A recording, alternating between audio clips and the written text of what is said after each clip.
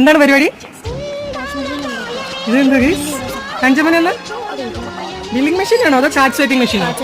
ഇത് കണ്ടോ ഗൈസ്? ഇന്ന് കാഞ്ചമനെ ആർക്കുട്ടി ഉണ്ടാക്കിയ കാർഡ് സ്വൈപ്പിംഗ് മെഷീൻ കണ്ടോ? നോക്കട്ടെ ഇങ്ങനെ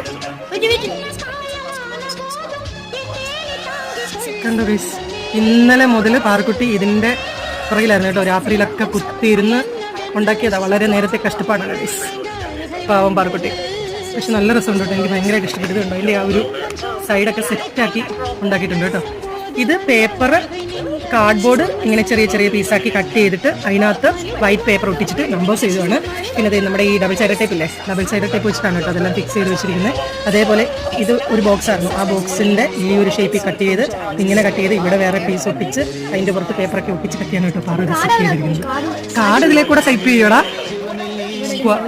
അവിടെ ഒരു ഹോൾ ഇട്ടിട്ട് കാർഡ് അവിടെ സ്വൈപ്പ് ചെയ്യും.